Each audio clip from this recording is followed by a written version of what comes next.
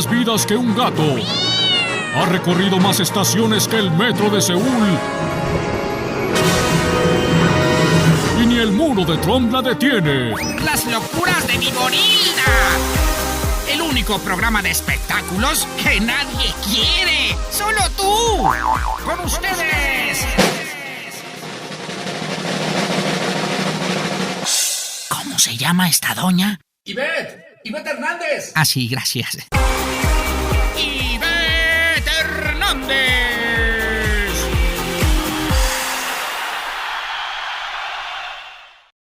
Hola, pues muchísimo gusto. Déjame decirte que por tu culpa traigo estas ojeras, porque me dediqué a leer tu libro. Y las primeras 200 páginas, todas, así, y después, así, ya sabes, lectura rápida, pero picadísima con tu libro, ¿no? Aparte que eso, eres un hombre que tú lo escribiste en tu totalidad. Espero que no te enojes como Miguel Bosé cuando le preguntaron, ¿no? Que si lo escribió en sus... ¿Tú escribiste? ¿Tú tenías a alguien que lo escribió? No. A todo. No hubo corrección de porque... estilo, que por acá, ¿no? No, además te cuento... Háblame un poco más fuerte. Te cuento dos cosas. El libro no podía tener ningún, como decir los periodistas, un negro, porque el libro lo escribí en la prisión. Entonces allí, salvo los negros de raza, no hay otros negros. No, me refería saliendo de la prisión. Me refería ya cuando me llevas a la editorial. No. Luego yo le entregué el manuscrito a mi editorial, que por cierto es mexicana también, se llama Malpaso, y justo se lo entregué una semana o dos antes de la pandemia. Entonces tampoco dio tiempo a corregir nada ni nada porque el mundo se cerró. Y pasado un año que ellos tenían el manuscrito, Bernardo, que es el dueño de la editorial de Chihuahua, me llama y me dice: oye, tío, ¿sabes qué? Nos morimos de ganas de sacar tu libro, pero no hemos podido ni corregir, ni editar, ni nada. Si le echas valor, lo sacamos como está. Y dije: ok, órale. Y entonces salió exactamente como yo se lo entregué a ellos, ¿no? Tiene algunas erratas, como tienen muchos libros, alguna palabra que yo ahora la leo y digo, ay, esto se podría haber corregido. Pero está exactamente igual que se lo entregué. Sí, yo digo que sí leí tu libro y me di cuenta que lo escribiste en la cárcel, que ese tema vamos a hablar más adelante, porque no quiero que la gente te relacione directamente con la cárcel, ¿no? Porque no se trata de que te relaciones con la cárcel inmediatamente.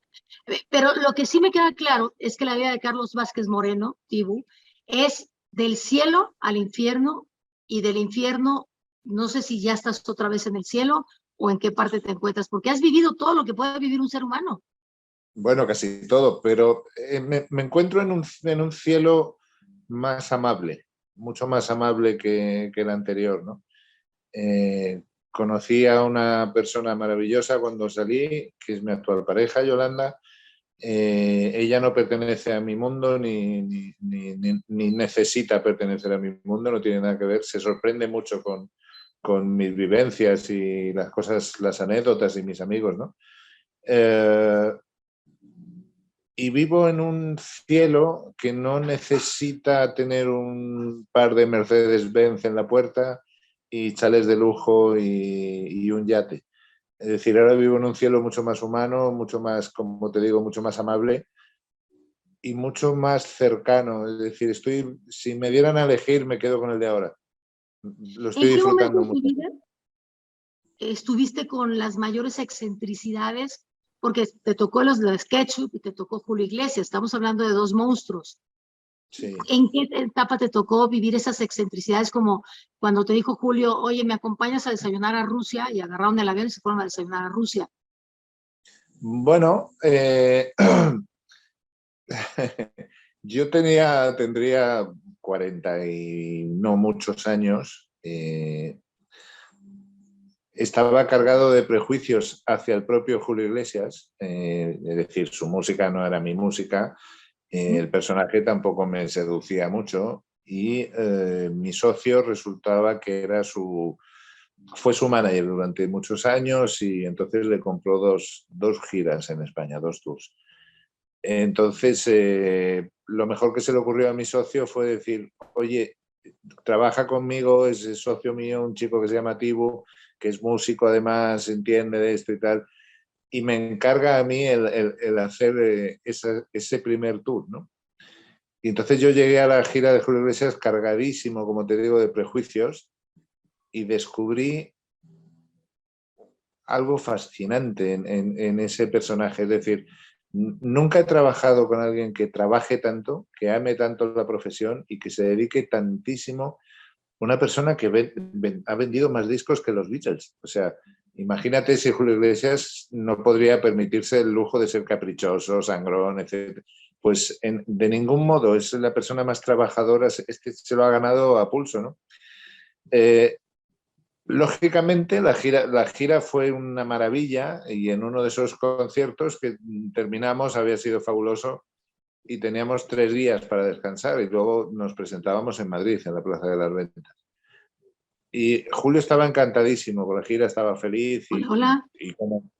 ¿Sí? ¿Me escuchas? ¿Aló? ¿Aló, aló? ¿Me escuchas? Entonces me estabas diciendo que tenían esos... Claro, estaban en esos 3 días de descanso y te dice Julio. Sí, me dice Julio, oye, ¿qué tal 2 o 3 días de vacaciones? Y le dije, sí, maravilloso. Yo pensaba que él se iría por su lado, yo por el mío. Y me preguntó, ¿te gusta el caviar? Y le dije, me encanta. Y dice, bueno, ¿y el champán? Sí, también, cómo no. Y me dijo, ¿y Rusia? Yo ya lo conocía. Y dije, pues también. Y me dijo, bueno, pues si quieres desayunamos. Y entonces Julio viajaba conmigo por carretera en un carro que teníamos grande, pero tenía su avión en el aeropuerto de Málaga. Nosotros estábamos en Marbella, que está como a 80 kilómetros. Y me dijo, bueno, pues si te apetece nos subimos ahora mismo y nos vamos. Y nos fuimos.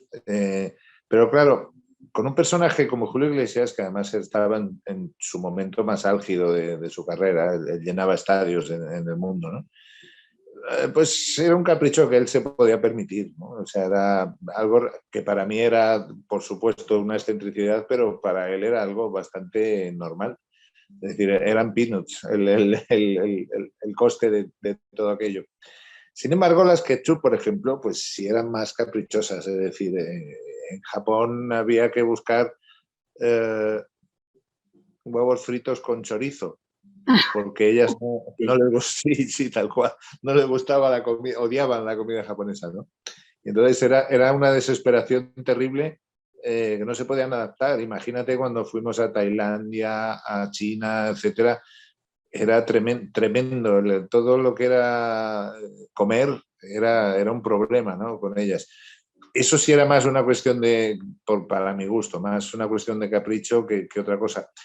Pero las ketchup eran muy honradas porque ellas desde el primer día me dijeron que no querían tener una carrera artística, que ellas querían explotar el SRG hasta donde diera y luego a partir de ahí pues cada una hacer su vida, ¿no? Entonces, bueno, con arreglo a ese acuerdo, pues efectivamente hicimos las mejores giras que pudimos, viajamos por todo el mundo, hicimos actuaciones que eran impensables. De repente una canción sobre 1 hora y media, ¿no? Con una bueno, canción eso era terriblemente problemático, porque claro, soportar un show de 1 hora y media con una sola canción era, o sea, en cuanto hacían otra canción que no fuera la SRG, el público como que no les paraba nada, ¿no? Y entonces nos teníamos que además la canción vendía por el ritmo, porque la letra nunca la entendimos. Bueno, la letra era como una broma de la canción esta de los Rapper Delay, que fue famosísima, ASRG, y ella era una canción que cantaban por lo visto desde niñas, ¿no? Pero no estaba en inglés, estaba en finglés, o sea, era un idioma que ya se habían inventado, ¿no? Y tampoco... O sea, desde el principio tú nada más querían ganar fama y dinero un rato y ya vámonos. ¿Perdón? Digo, desde el principio pusieron las cartas sobre la mesa. Queremos dinero, comprar nuestra casa, ¿sí? Y luego ya... Sí, incluso, mira, ellas vendieron 9 millones de copias, algo terriblemente impensable, porque eran unas chicas muy humildes de Córdoba, de una ciudad maravillosa española, pero bueno, no deja de ser una ciudad de provincia. Y realmente ellas no querían pertenecer a este mundo de la farándula, ni tener una carrera, ni nada, ¿no? Ellas querían ganar un poquito de dinero con un disquito que iban a sacar y tal, ¿no? Entonces lo que nunca nos imaginamos nadie es el éxito tan arrollador que tuvieron, ¿no? O sea, fue realmente increíble. Su disquera, que era Sony, Tommy Mottola se reunió conmigo en Nueva York y estuvimos platicando acerca del futuro de las Ketchup, ¿no? Y cuando Tommy Mottola las conoció, él es un tipo inteligentísimo, ¿no? Y sobre todo muy rápido. Y directamente me dijo, mira, Tibu, me queda muy claro que ellas no quieren ser artistas, entonces exprimamos el limón hasta donde podamos. Y con ese arreglo hicimos el acuerdo, ¿no? Las chicas estaban conformes, la disquera estaba conforme y yo también, por supuesto. Y entonces decidimos lanzarnos al laberinto de las giras. Imagínate, esto era en el año, creo, 2002, 2003, una cosa así. Yo no hablo bien inglés, entonces yo tenía que estar todos los días negociando con el traductor de Google al lado, negociando contratos con la India, con Sudáfrica, con un montón de países. Y la verdad es que fue maravilloso, ¿eh? Fue una experiencia increíble. Llegar a Bangkok y ver un estadio con 60.000 personas era increíble. Nos teníamos que inventar concursos de baile, de hacer eje, que subiera el público a cantar, etcétera, como decíamos antes, para aguantar un show de 1 hora y media con un solo éxito, ¿no? Pero bueno, al final lo hicimos. No, perdón. Dime. ¿Al final qué? Al final lo hicimos y fue increíble. Ellas siguen haciendo ahora, ya son shows menores, ¿no? Pero el éxito fue tan enorme que todavía hay muchos países que la siguen reclamando, ¿no? Y ahora ya te digo, hacen shows más pequeñitos, pero bueno, viven maravillosamente bien de ese éxito. ¿Todavía viven de ese éxito? Sí. Ellas, pues entiendo, yo hace tiempo que no hablo con ellas, pero entiendo que lo que antes cobrábamos, que era como dicen en México, un chingo de lana, pues ahora es un chinguito, pero siguen ahí haciendo. Ahora son 4, añadieron una hermana más. Oye, y háblame de otro macarenazo, ¿no? Por el que nadie apostaba, de los Río, los del Pues Río. fíjate que eso también fue como otra carambola del destino, ¿no? Yo dirigía artísticamente una disquera española pequeña, se llamaba Zafiro, y entonces habíamos sacado varios discos de los del Río, y ellos eran básicamente, pues imagínate, como un mariachi, por poner el ejemplo mexicano, ¿no? Un mariachi normal, con cierto éxito, pero no un gran éxito. Sí. Y de repente apareció Macarena. Bueno, pues sacamos Macarena, la versión original que ellos nos trajeron, y funcionó más o menos en España, funcionó así un poquito. Y entonces cuando ya lo teníamos guardado en un cajón, mi secretaria me dice un día, jefe, que los de Holanda, la delegación que había en Holanda, dice, me están pidiendo los derechos para hacer una versión de Macarena rap. Y yo recuerdo que además yo ese día estaba con un humor de perros y le dije, mira, dile a los de Holanda que se vayan, con perdón y con todo respeto, que se vayan a la chingada, que no molesten. Bueno, pues finalmente tanto insistieron que ya dije, mira, ok, démosle los derechos, firmar un contrato estándar y ya está, ¿no? Ese fue el Macarena. Ese fue el Macarena que arrasó en el mundo. Y fue una casualidad totalmente casual, ¿no? Nadie, absolutamente nadie confiábamos tanto en eso.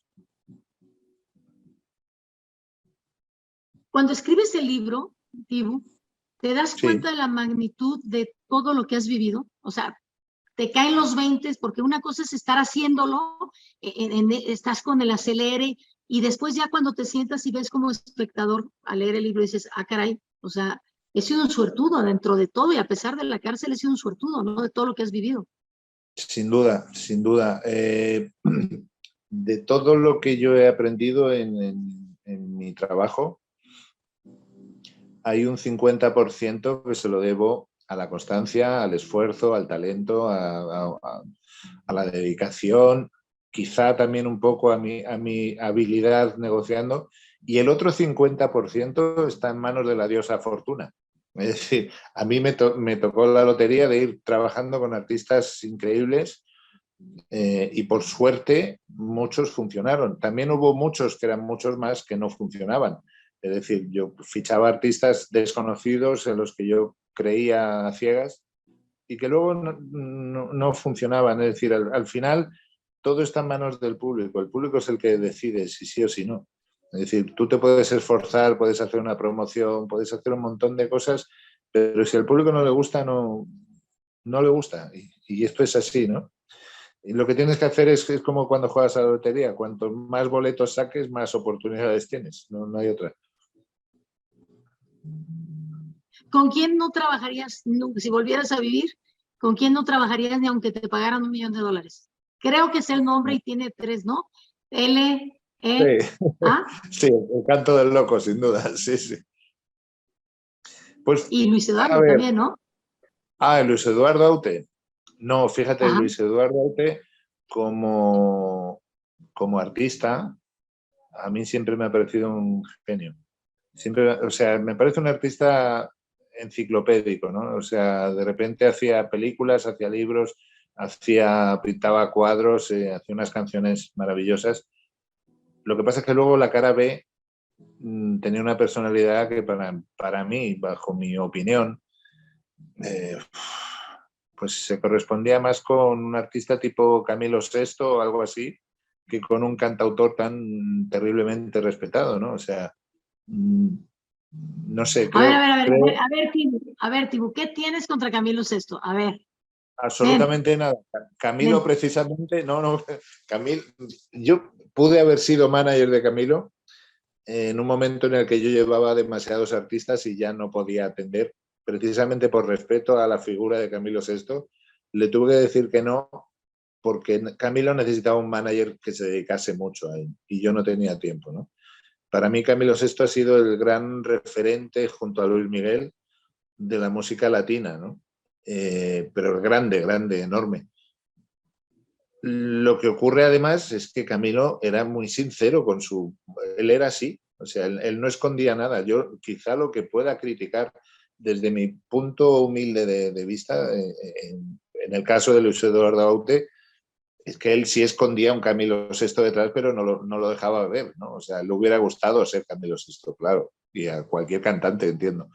Pero Camilo era así, su forma de ser, su forma de vida, tal cual salía al escenario, era él, no engañaba a nadie, ¿no? Entonces, eso no lo puedo criticar. No me queda claro. ¿A qué te refieres con que Camilo era así? ¿En qué sentido? ¿Era arrogante? ¿Era...? Sí, él era arrogante, era divertido, era una estrella en todo momento. Camilo nunca se quitaba el disfraz de Camilo VI, él era así, o sea, él no engañaba a nadie. Tú podías hablar con él a las 10 de la mañana, era Camilo VI, el artista. A las 12 del mediodía también y a las 6 de la tarde también, o sea, él no mentía. ¿Nunca era Camilo Blanes? No, ignoro porque no estuve nunca con él en una relación tan cercana como para... Sí estuve en su casa varias veces, pero no personalmente, ¿no? De cercanos. Ignoro si en ese momento podría ser Camilo Blanes, pero desde luego en las muchísimas veces que yo estuve con él era Camilo VI, sin engaño, sin tapujo. Así era, tal cual. ¿Dónde empieza el problema con Dani Martín y el canto del loco? Pues el problema empieza, a ver, cuando un artista o un grupo tienen un éxito tan arrollador como tuvieron el Canto del Loco en España, fueron increíbles. O sea, ten en cuenta que nosotros llenábamos 4 noches seguidas la Plaza de las Ventas, cosa que ningún artista español hizo, ¿no? ¿Cuánto le cabe la plaza? Pues en aquel momento el aforo eran 21.000 personas. Ah, caray. Claro, en México estáis más acostumbrados a unos números enormes, pero aquí en España 21.000 personas son muchísimas, es un chingo. 4 días seguidos, imagínate, o sea, ni Alejandro Sanz lo hizo nunca. Entonces, eso te provoca un desgaste tremendo. Si a eso le añades una personalidad tan especial como la que tiene Dani Martín, que la tiene, a ver, forma parte de su carisma también tener esa personalidad, pero... ¿Qué es lo especial? Pues él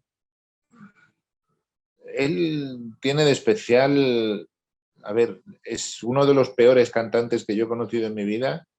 Pues sí, es malísimo, el grupo era malísimo, pero tiene de especial que eso precisamente lo hace especial, es decir, el tipo se sube a un escenario y la gente lo adora, a día de hoy lo siguen adorando, y a mí es lo que me cautivó, que dije, joder, qué carisma tiene este chaval que engancha a la gente, o sea, tiene muy poca vergüenza, ¿no? Entonces, eso le hacía muy especial.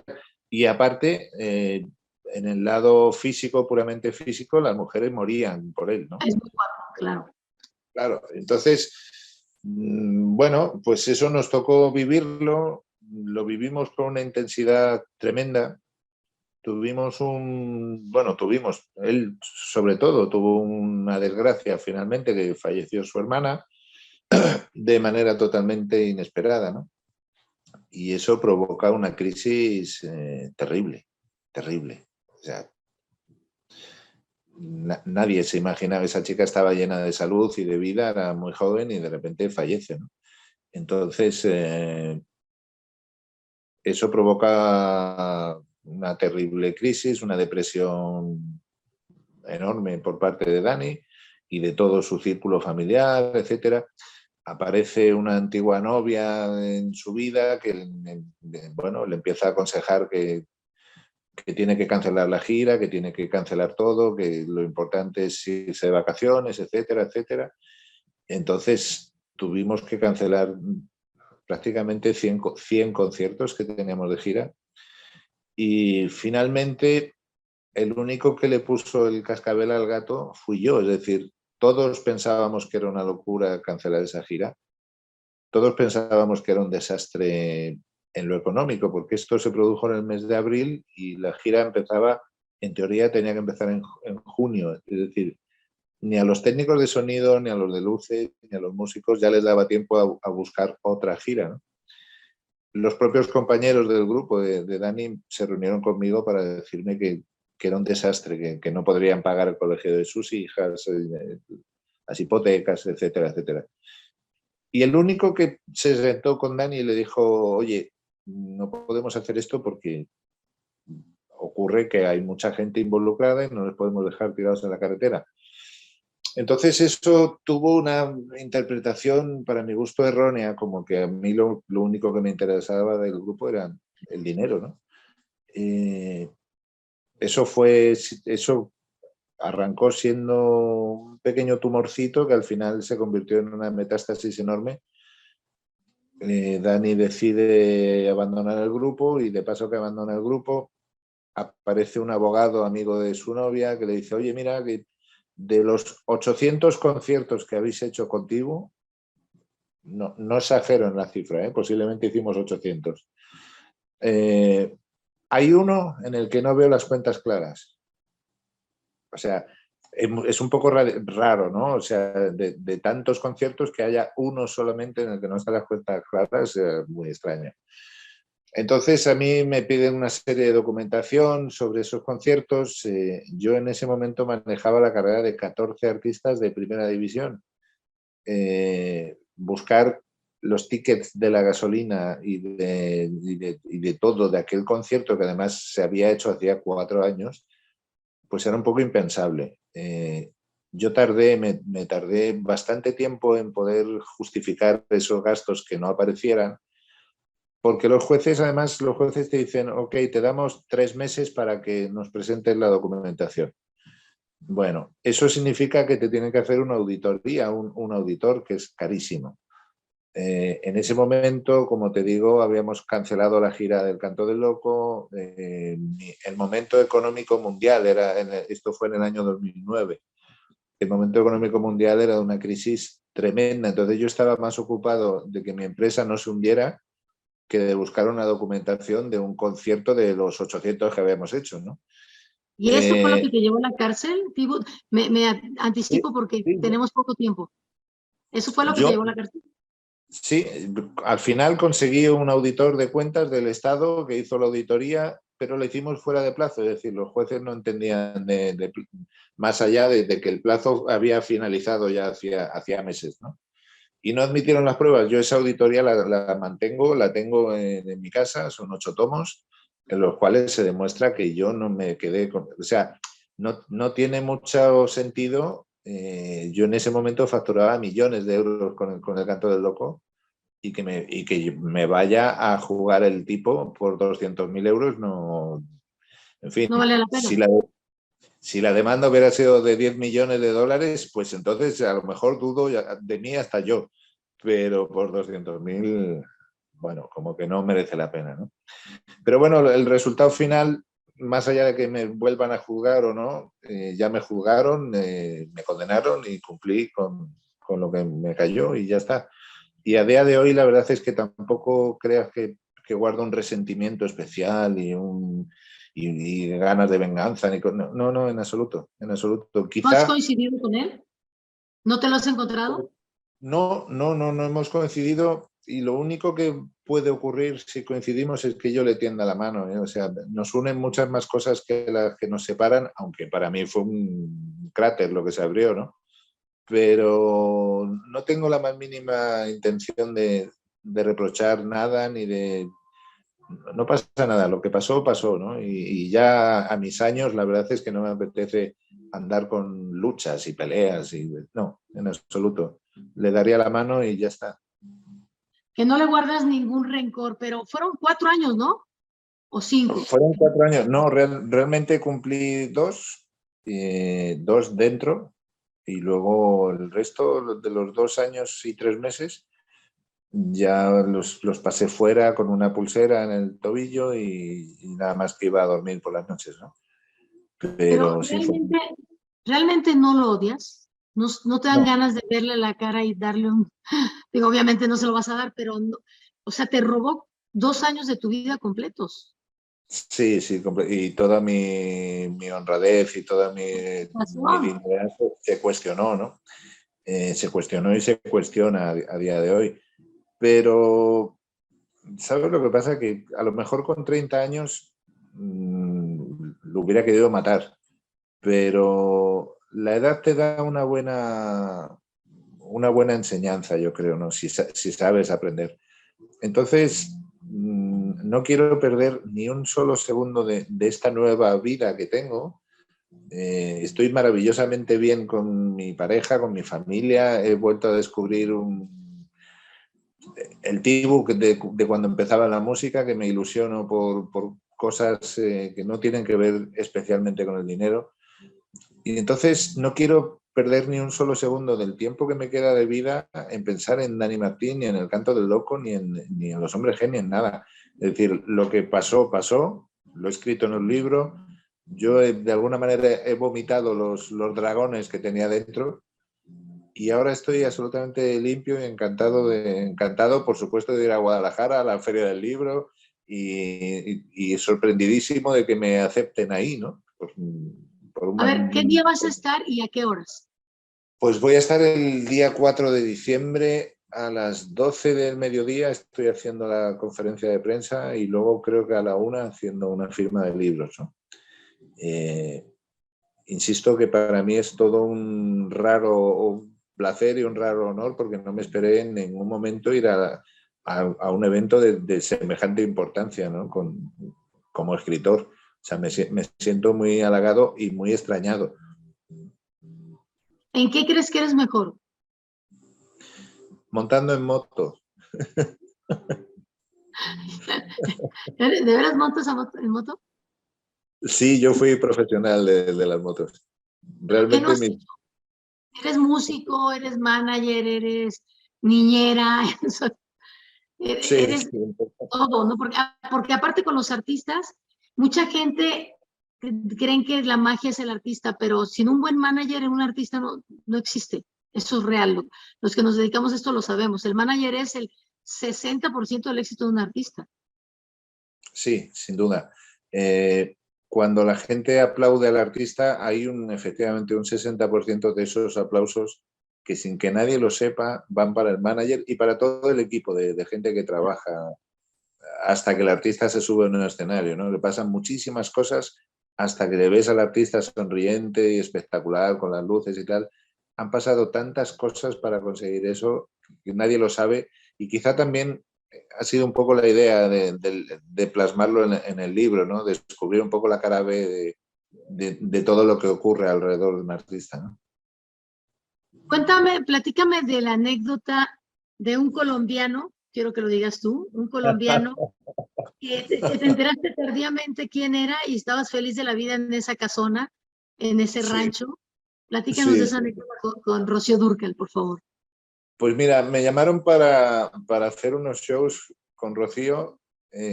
Rocío era más punky que los Sex Pistols, o sea, era increíblemente divertida, arrolladora y muy buena gente, ¿no?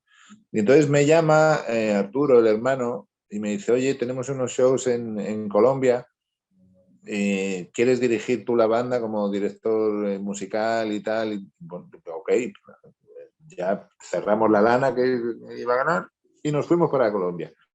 Entonces, estando allí, me dicen que había una fiesta privada de un millonario, de un empresario millonario que hacía una fiesta privada, creo que era una puesta de largo de, no sé si de su hija o de su sobrina o algo así, un familiar suyo, ¿no? Bueno, acordamos la lana y fuimos para allá. Nos llevaron en un jet privado. A mí me extrañó que cuando llegamos a la casota esa inmensa en mitad del monte, había mucha gente con Kalashnikov aquí colgando del brazo, ¿no? Pero bueno, yo pensaba, digo, pues es un millonario, estamos en Sudamérica y aquí las cosas no son tan fáciles como en Europa ni tan seguras.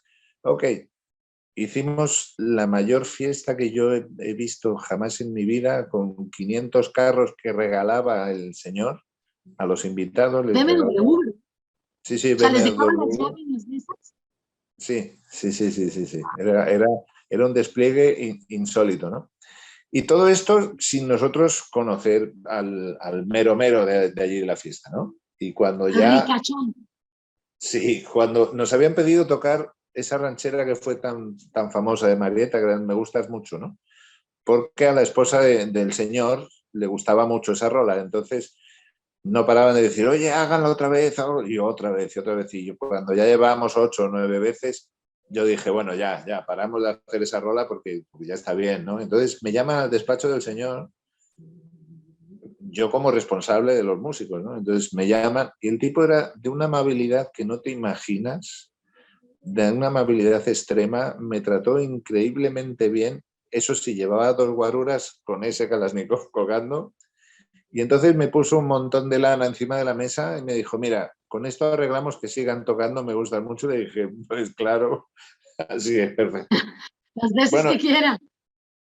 y ¿Pero nos quién era trató, este personaje? claro, al cabo de unos meses, ya de regreso en España, estamos viendo la televisión y veo a ese señor perseguido a tiros por los tejados de Bogotá y era el señor Pablo Escobar Gaviria. Ah, entonces fue poco antes de que lo mataran.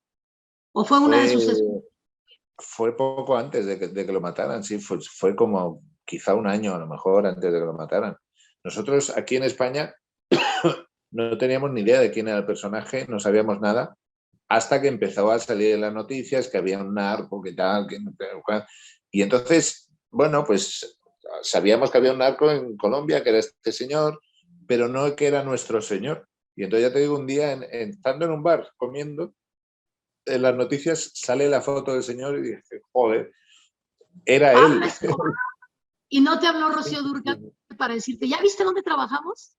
Por supuesto, pero eso en vuestro continente es muy frecuente, es decir, tocar en fiestas privadas Aquí realmente sí. es frecuente. Es decir, a ver, a diferencia con Europa, cuando alguien en vuestra tierra dice soy millonario, es millonario de verdad. O sea, se puede permitir llevar a Marieta o llevar a los Rolling Stones. O sea, lo tienen clarísimo, ¿no?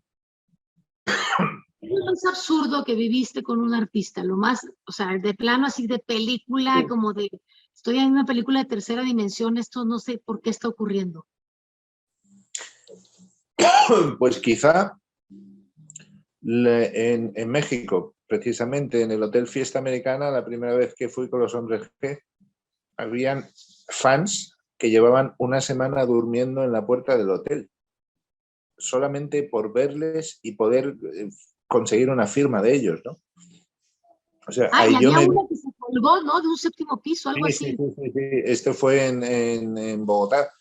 Estábamos en el Hotel Sheraton de Bogotá y oímos, en la planta 12, y oímos un ruido afuera y pensábamos, no sé, que sería algún animal o algo que estaba por allí volando. Y entonces yo me asomé y había una chica que se subió, no sabemos cómo todavía a día de hoy, que consiguió llegar hasta el piso 12, que se podía matar en cualquier momento, claro, por conseguir una foto con los chicos, ¿no? No, pues. O sea, los Hombres G cuando arrancaron, bueno, y a día de hoy me consta, pero cuando arrancaron eran como los Beatles. O sea, cuando decían los Beatles latinos, era verdad, o sea, eran así. Era increíble, ¿no? ¿Tú crees que tuvieron un éxito paralelo al de Menudo en su mejor momento? Yo creo que sí, sin duda. No tan teenager como fue Menudo, es decir, ellos eran más para la siguiente, chavas a partir de los 15 años, 15, 16, ¿no? Y lo que pasa es que luego han trascendido y se han quedado como la Coca-Cola, o sea, es un estándar, siguen llenando todos los sitios donde van, en España, en Sudamérica, en México, incluso en Estados Unidos, ¿no? O sea, habría que hacer un estudio sociológico sobre los Hombres G, ¿no? ¿Qué pasa con la integridad de un manager cuando de repente, yo sé que tú estuviste por ahí experimentando, pero cuando a un manager le dice su artista, oye, quiero que me consigas coca, y tú estás en contra de eso, ¿qué pasa? ¿Cómo funciona la cabeza de un manager? A ver, yo tenía una norma en mi oficina, ¿no? En mi empresa. Si el artista te pide un ovni, la única respuesta que le puedes dar al artista es, ok, ¿de qué color lo quieres? Con eso creo que te lo resumo. Entonces, si el artista te pide eso o te pide un ovni, tú tienes que buscarte la forma. Y curiosamente, los que menos te pedían ese tipo de complementos alimenticios no eran los del rock ni los del pop. Había otros estilos de música que nadie pensaría que eran quizá los más caprichosos con eso, ¿no? ¿Cómo Y quiénes? no puedo decir nombres, eso me acojo al Suelta secreto de uno, confesión, como los sacerdotes, me acojo al secreto de confesión. No, pero ¿cuál confesión si en el libro está lleno de, por ejemplo, de las andanzas de David Summers? Sí, pero bueno, son las andanzas confesables, las inconfesables no puedo. Oye, Me quemo en el... para una mujer es más inconfesable que sepa que le pusieron el cuerno. Y David Ah, era tremendo. bueno, ya estaba divorciado, cuando lo escribí. No, porque tú pusiste, bueno, que tenía 8 años de celibato, ¿no? Que no se lo cree ni él, la verdad, pero bueno. Pues fíjate que yo creo que sí, ¿eh? Yo creo que sí, ¿Sí? porque cuando yo le conocí era como una monjita de clausura. Y debe ser porque yo soy un poco demonio y entonces, bueno, pues ahí estuvo. Pero sí, David era un tipo muy familiar y muy paradito. En los años que yo arranqué con él, fue la etapa posterior a los primeros Hombres G, ¿no? Que entiendo que ahí sí hubo mucho de la leyenda del rock, ¿no? Sexo, drogas y rock and roll. Supongo que sí. Oye, ¿quién de todos los artistas con los que has trabajado, o sea, nos vamos con todos, con Juan Pardo, con lo que hiciste con Antonio Flores, etcétera, quién era el más íntegro como ser humano? No como artista, como ser humano. Pues mira, Juan Pardo, tengo un recuerdo increíble de él, increíble, por ser todo un caballero, un tipo de una integridad absoluta. Pero sin lugar a dudas, de quien guardo el más inmenso de los cariños y de los respetos es por Antonio Flores, ¿no? O sea, Antonio jamás te dejaba botado en ningún sitio. Él se preocupaba de que a nadie le faltara su bocadillo, su sándwich, su bebida. Es decir, cuando estás en gira, a veces no tienes tiempo ni de tomarte un refresco, ¿no? Antonio se preocupaba personalmente de todo ese tipo de cosas, ¿no? Y luego era un artista universal, ¿no? Sin duda. Lo traía en la sangre, ¿no? Porque Lola Flores tengo entendido que era igual. Sí, y fíjate, Lola era otra persona exactamente igual que Antonio, ¿no? O sea, un cariño y de un talento increíble, ¿no? Yo jamás he confiado en eso de que el talento es hereditario, ¿no? O sea, a mí lo de, no, es que esta chica canta como su madre o como su padre, ¿no? Bueno, pues eso no se hereda, ¿no? O sea, yo siempre desconfío mucho de eso y además me da un poco de vergüenza. Pero con Antonio no, Antonio rompió esos moldes. O sea, Antonio pagó los platos de ser el hijo de Lola Flores. Es decir, a Antonio le costó mucho triunfar precisamente por ser el hijo de Lola Flores, porque nadie le paraba, ¿no?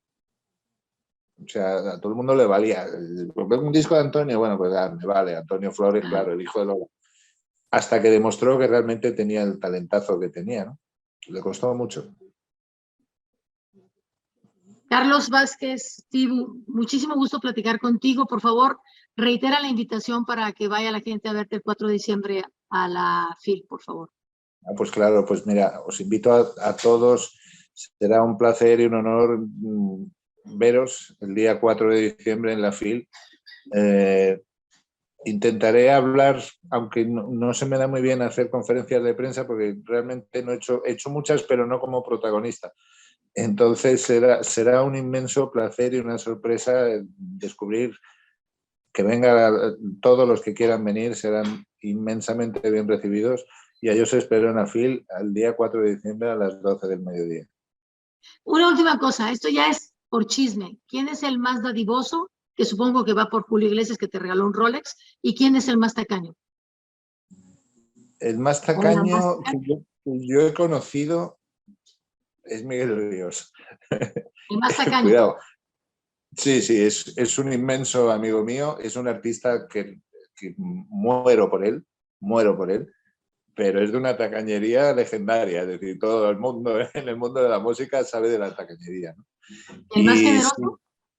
Y el más generoso, pues fíjate, yo diría que Antonio Flores. Si puedo comparar, no es lo mismo que Julio Iglesias ganando... Porque tiene más dinero, claro.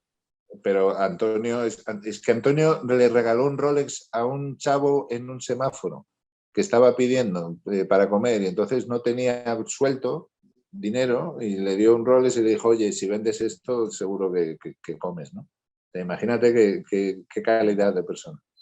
Sí, porque proporcionalmente es quien da lo que tiene, vale más que quien da lo que le sobra, ¿no?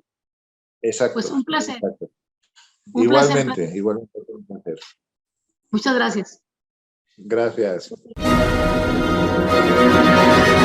Si llegaste al final de las locuras de Viborilda, pues felicidades, ya podrás aguantar la hora nacional.